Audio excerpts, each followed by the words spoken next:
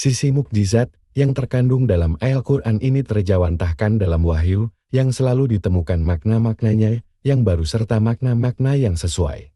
Dan bahkan melampaui akal manusia hingga akhir zaman nanti yang membuat Al-Quran adalah hal yang mustahil jika ia keluar dari seorang manusia.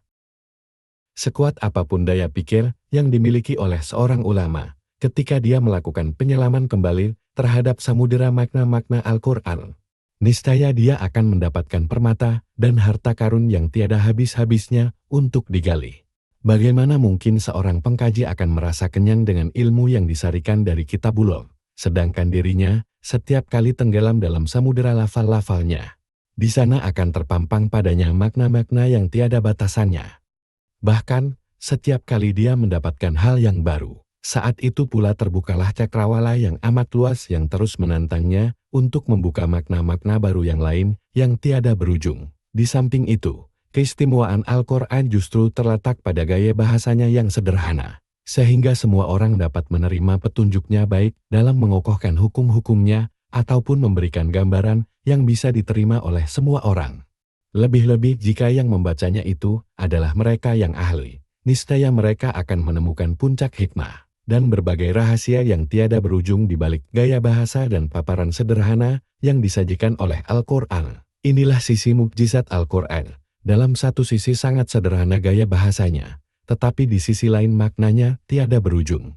Bahkan seorang ulama yang paling alim pun tidak akan pernah merasa puas untuk mengambil petunjuknya. Demikianlah karakteristik yang melekat pada Al-Quran, di samping ia juga disifati dengan sifat-sifat yang terpuji, seperti Al-Furqan, Majid, Karim, Mubin, An-Nur, At-Tibyan Likuli Syai', Al-Bayan, Al-Fasam, Ar-Rum, Al-Haq, Hablullah, Ajabat, dan sebagainya. Dalam sisi yang amat luas inilah, khususnya dalam menengarai perkara-perkara gaib yang menjadi perhatian besar manusia dari dulu hingga sekarang, Al-Quran telah menunjukkan fungsinya secara nyata bak mata air yang tiada pernah kering. Bagaimanakah memberdayakan Al-Quran sebagai sumber utama materi kajian tanda-tanda hari kiamat?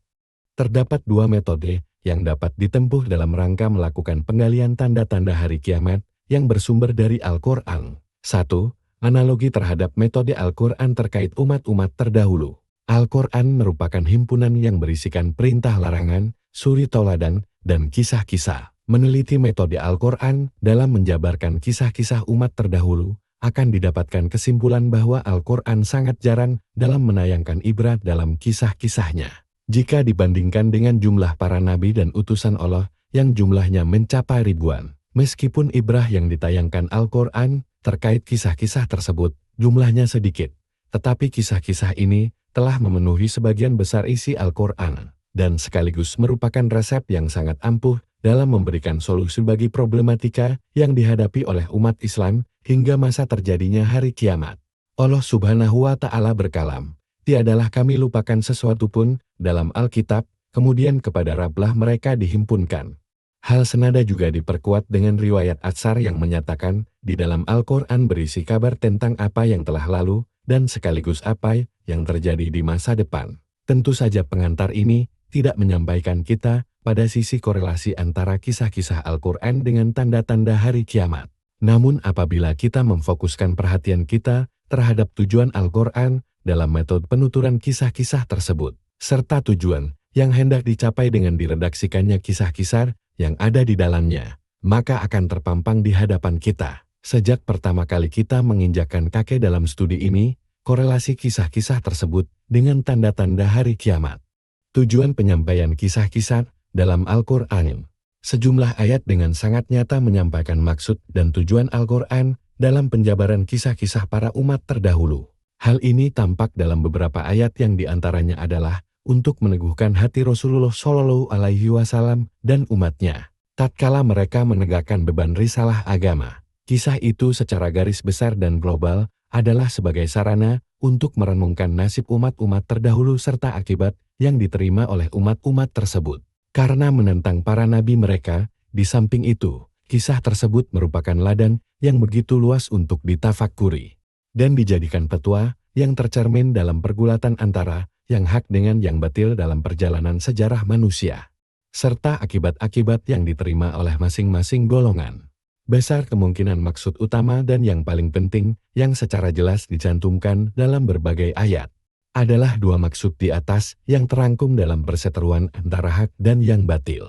Paling tidak gambaran dari pergulatan yang ditunjukkan dalam Al-Quran secara detail ini akan memberikan petunjuk kepada manusia bahwa karakter perseteruan yang terjadi memang akan selalu demikian hingga akhir dunia nanti. Dengan demikian, Al-Quran melalui kisah-kisah yang dipaparkan di dalamnya sangatlah memadai untuk dijadikan sebagai prototipe bagi pergulatan dan perseteruan antara hak dan batin yang akan terjadi di masa mendatang. Hal ini, setelah menggunakan kacamata kias akan didapatkan sebuah gambaran detail bagaimanakah kelanjutan pergulatan fang akan ditemui manusia. Pengertian ini dapat ditemui secara langsung dalam ayat-ayat Al-Quran ataupun setelah mengambil pelajaran dari ayat-ayat tersebut. Allah Subhanahu wa Ta'ala berkalam, sesungguhnya pada kisah-kisah mereka itu terdapat pengajaran bagi orang-orang yang mempunyai akal. Al-Quran itu bukanlah cerita yang dibuat-buat, tetapi membenarkan kitab-kitab yang sebelumnya dan menjelaskan segala sesuatu, dan sebagai petunjuk dan rahmat bagi kaum yang beriman. Dalam menjelaskan perihal Bani Nadir, Allah Subhanahu wa Ta'ala berkalam, Dialah yang mengeluarkan orang-orang kafir di antara ahli kitab dari kampung-kampung mereka pada saat pengusiran yang pertama. Kamu tidak menyangka bahwa mereka akan keluar dan mereka pun yakin bahwa benteng-benteng mereka dapat mempertahankan mereka dari siksa Allah. Maka Allah mendatangkan kepada mereka hukuman dari arah yang tidak mereka sangka-sangka, dan Allah melemparkan ketakutan dalam hati mereka. Mereka memusnahkan rumah-rumah mereka dengan tangan mereka sendiri dan tangan orang-orang mukmin. Maka ambillah kejadian itu untuk menjadi pelajaran. Hai orang-orang yang mempunyai wawasan. Ayat pertama mengisyaratkan maksud dan tujuan dari disampaikannya kisah-kisah kepada para audiens pendengar, yaitu adanya ibrah yang dapat diambil oleh para audiens dari kisah-kisah tersebut. Ibrah ini tidak akan bisa digambarkan manfaatnya, melainkan setelah melakukan kias terhadap realita yang sedang dihadapi oleh para audiens. Dengan prototipe yang dicontohkan dalam Al-Quran, sementara ayat kedua merupakan dalil yang dipegangi dengan erat oleh para ulama usul fikih dalam rangka membuktikan kias sebagai salah satu metodologi dalam menggali hukum Islam yang stratanya menduduki peringkat keempat dalam sumber hukum Islam. Berikut ini kami sampaikan sudut pandang dalil argumentatif yang dinyatakan oleh para ulama usul fikih terkait ayat ini. Ayat tersebut dibuka dengan penjelasan apa yang terjadi pada Bani Nadir sebagaimana dapat diketemukan dalam cuplikan ayat tersebut dengan jelas. Selanjutnya disusul dengan perintah kepada para pemikir umat agar mereka mengambil ibrat dengan perintah Fatabiru ya ulil absar, dan maka ambillah kejadian itu untuk menjadi pelajaran, hai orang-orang yang mempunyai wawasan. Maksudnya, renungkanlah oleh kalian apa yang terjadi pada mereka serta sebab-sebab apa saja yang membuat mereka mendapat azab yang sedemikian rupa. Atau awas jangan sampai kalian melakukan hal seperti itu, atau jika tidak, niscaya kalian akan mendapat azab yang sama. Ketahuilah, apa yang terjadi pada mereka juga akan terjadi pada kalian jika kalian melakukan hal yang sama, yang juga sekaligus menunjukkan bahwa sebab-sebab itu akan menghantarkan kalian pada musababnya. Jika di sana diketemukan sebabnya, pastilah di situ juga terdapat musababnya. Demikian pula, ketika diketemukan ilah, di sana juga akan diketemukan hukumnya. Dengan pengertian seperti ini, makna kias lebih menunjukkan pada rangkaian sebab akibat. Demikian juga dengan penggunaan lafal al-itibar yang makna aslinya adalah melintas atau menyeberang, dengan kata lain, berpindah dari satu tempat menuju tempat yang lain. Logikanya apa yang menimpa pada Bani Nadir juga akan menimpa pada umat-umat yang lain apabila diketemukan sebab yang sama bagi terjadinya azab dan pengusiran mereka. Demikianlah garis besar pengertian ayat tersebut sebagai pijakan dasar untuk membuktikan kias sebagai sebuah metodologi penggalian hukum Islam. Sekarang tiba saatnya untuk menjelaskan korelasi metode kias ini dengan tanda-tanda hari kiamat yang sedang kita kaji. Jika para ulama menganggap kias sebagai salah satu metode penggalian hukum Islam dengan mengalihkan atau menyamakan hukum yang terdapat pada al-asal kasus yang sudah ada hukum dan dalilnya, untuk kemudian diberikan kepada al-far kasus yang tidak ada hukum dan dalilnya. Karena adanya kesamaan ilah sebuah sifat yang berpengaruh sangat efektif bagi ada atau tidaknya sebuah hukum, hingga pada tatara, jika sifat itu ada maka hukum pun pasti ada. Demikian juga sebaliknya. menganggap bahwa usaha yang seperti ini merupakan maksud dari kandungan hukum al-asl. Penggunaan kias terhadap berbagai realita yang kita hadapi sekarang ini untuk disamakan dikiaskan dengan berbagai kisah-kisah yang terdapat dalam Al-Quran. Tentunya akan lebih utama daripada metode kias para pakar usul fikir. Sebab, pengertian ayat tersebut menunjukkan demikian. Bahkan dengan jelas ayat tersebut memerintahkan kita untuk mengambil pelajaran. Bisa dipastikan inilah maksud utama dari ayat tersebut. Hal ini tampak pada penjelasan berikut. Penggunaan kias dalam rangka penggalian hukum sebenarnya hanya masuk dalam kategori dilalah al-isyarah. Sedangkan kias yang kami lakukan terhadap berbagai kejadian yang ada pada masa sekarang ini dengan kisah-kisah yang terdapat dalam Al-Quran, lebih masuk dalam kategori dilalah an-nasih yang dalam kacamata para ahli usul fikir, derajatnya lebih tinggi daripada dilalah al-isyarah. Jika kami mengatakan bahwa pergulatan antara hak dengan batil yang dialami manusia dari dulu hingga sekarang ini mempunyai motif dan tujuan yang sama. Metode yang ditempuhnya juga sama, serta bagaimana sunnatullah berinteraksi dengan pergulatan tersebut hingga akhir zaman nanti. Maka kami katakan di sini bahwa apa yang termaktub dalam kisah-kisah Al-Quran itu juga akan menimpa umat Islam sebagai kepanjangan dari pengejawantahan kisah-kisah tersebut. Terkait tanda-tanda hari kiamat, fitnah, dan bencana yang menimpa mereka selama ini. Demikian juga mereka akan merasakan sunnatullah yang sama seperti apa yang dikisahkan dalam Al-Quran. Dari sinilah kita semua mendapat materi yang sangat berlimpah dalam menelusuri berbagai topik yang berkaitan dengan bencana akhir masa, tanda-tanda hari kiamat, serta fitnah melalui penelitian terhadap metode Al-Quran dalam membeberkan kisah-kisahnya. Jika kita mampu melakukan interaksi dengan baik antara tanda-tanda hari kiamat yang dikabarkan oleh Rasulullah Shallallahu Alaihi Wasallam dengan metode Al-Quran dalam membeberkan kisah-kisah yang di dalamnya terkandung detail pergulatan dan hasil akhir dari pergulatan tersebut. Kemudian kita mencari keselarasannya dari dua sumber tersebut. Niscaya kita akan mendapat sebuah pandangan yang komprehensif terkait problema yang menjadi kendala dalam studi ini. Di sini juga kami sampaikan, kalaupun sebenarnya jumlah para rasul dan nabi itu jauh melebihi jumlah kisah yang dituturkan dalam Al-Quran. Demikian juga dengan sedikitnya contoh yang dapat diambil dari Al-Quran dari kisah-kisah tersebut. Namun kebijakan Allah sebaliknya menyatakan bahwa dengan yang sedikit itulah sudah sangat memadai sebagai bekal umat Muhammad dalam menghadapi terjadinya huru-hara hari kiamat. Dan dalam memahami karakteristik pergulatan atau peperangan yang sedang dihadapinya, serta berbagai akibat dari pergulatan tersebut.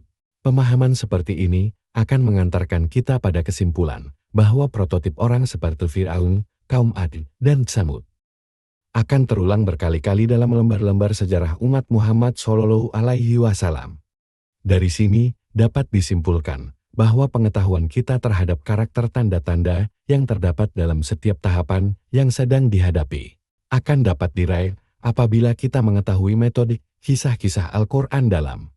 Untuk menjelaskan masalah ini, kami berikan satu contoh bagaimana memberdayakan Al-Quran dengan menggunakan metode kias terkait tanda-tanda hari kiamat, fitnah, dan bencana akhir masa agar semuanya menjadi jelas.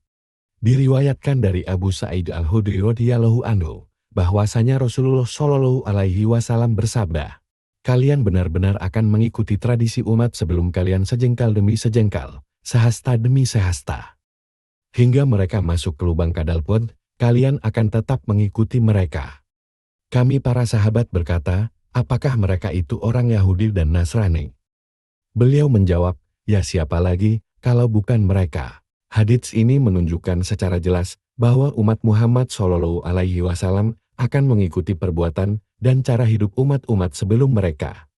Perbuatan meniru-niru di sini digambarkan sebagai bentuk taklid buta, sehingga bentuknya sama persis seperti yang pernah dilakukan oleh umat-umat sebelum mereka. Hadits tersebut juga menjelaskan bahwa mereka yang dimaksudkan sebagai umat sebelum kalian adalah orang-orang Yahudi dan Nasrani.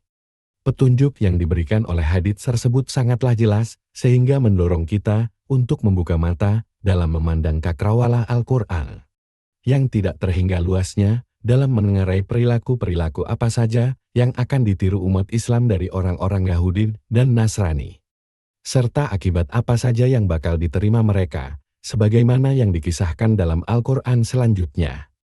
Jika kita mengaitkan hadits ini dengan perintah untuk mengambil pelajaran, maka dengan satu hadits ini saja kita dapat menemukan tanda-tanda sugeng bagi terjadinya hari kiamat.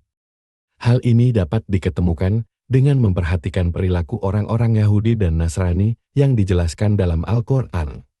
Kemudian dicocokkan dengan kondisi umat Islam yang sekarang ini terjadi. Maka dari pengamatan tersebut muncullah hasil kesimpulan sebagaimana yang dijelaskan dalam Al-Quran. Berikut ini adalah hasil-hasil kesimpulan yang dapat kami berikan. Yang menyiratkan usaha rekadaya mereka Bani Israel terhadap perintah Allah Subhanahu wa Ta'ala. Dari kisah ini dapat disimpulkan bahwa rasa malas untuk menaati perintah Allah Subhanahu wa Ta'ala juga akan menjangkiti umat Islam. Pada kenyataannya kondisi umat Islam sekarang ini memang demikian, bahkan apa hasil akhir dalam kisah penyembelihan sapi itu pun juga terjadi pada umat ini. Yaitu mereka memilih memberatkan diri daripada memudahkan diri dan memilih sikap berlebihan daripada bersikap sederhana. Melakukan rekadaya terhadap hukum-hukum syariat dengan menghalalkan yang haram dan mengharamkan yang halal. Sebagaimana yang pernah dilakukan oleh ashab-ashab orang-orang yang dilarang menangkap ikan pada hari Sabtu. Demikian juga dengan berbagai pemutarbalikan fakta yang pernah dilakukan mereka. Juga akan terjadi pada umat Islam dengan menghalalkan perkara yang terbukti haram menurut dalil syariat, seperti meminum ham dan perbuatan zina. Ini merupakan pertanda sugera yang jelas bagi terjadinya hari kiamat. Lari dari kewajiban mengemban risalah agama serta ketakutan dalam menjalankan misi risalah tersebut. Serta pasrah kepada nasib buruk sebagaimana yang pernah terjadi pada Bani Israel bersama Musa alaihi salam. Ketika beliau memerintahkan mereka untuk melakukan penaklukan kota Baitul Maqdis. Sikap pengecut dan lari dari tanggung jawab ini juga akan terjadi pada umat Islam dan sebagai akibatnya umat Islam juga akan merasakan apa yang telah ditimpakan kepada mereka, yaitu linglung dan tak berdaya. Pada kenyataannya kondisi umat Islam memang demikian. Kondisi tertekan sekarang ini merupakan kondisi yang merata di seluruh belahan dunia Islam. Disinilah tanda kecil bagi terjadinya hari kiamat sudah menemukan bentuknya. Mengganti perkara yang baik dengan perkara yang buruk, sebagaimana juga pernah dilakukan oleh Bani Israel, sehingga mereka tertimpa kehinaan dan kemiskinan. Meskipun umat Muhammad Shallallahu Alaihi Wasallam adalah umat yang dimuliakan di antara umat-umat yang ada. Tampak jelas dalam kalam Allah berikut ini. Kamu adalah umat yang terbaik yang dilahirkan untuk manusia, menyuruh kepada yang makruf dan mencegah dari yang mungkar dan beriman kepada Allah. Namun demikian apa yang terjadi pada kaum Bani Israel akhirnya juga menimpa kepada mereka. Umat Muhammad Shallallahu Alaihi Wasallam telah menukar kebaikan yang telah dianugerahkan Allah Subhanahu wa Ta'ala kepada mereka. Dengan faham nasionalisme, sekulerisme, dan komunisme, maka sebagai akibatnya, mereka ditimpa kehinaan dan konflik. Inilah pertanda yang amat jelas dan yang tampak pada masa sekarang ini. Contoh nyata tersebut merupakan penjelasan bagaimana memberdayakan Al-Quran melalui metode kias guna menemukan ciri dan karakter terhadap tanda-tanda hari kiamat, prahara akhir masa, serta fitnah pada masa sekarang ini. Dan sebagaimana yang kami paparkan dalam contoh tersebut, kami hanya sekedar memberi gambaran sekilas dan tidak berpanjang lebar untuk membahasnya lebih dalam. Kami kira tidak berlebihan jika kami katakan hadits tersebut merupakan hadits yang paling relevan dalam mengumpulkan ciri dan tanda hari kiamat dengan sangat sempurna. Mengenai penjelasan lebih lanjut, hadits ini akan kami bahas di tempat lain dalam buku ini.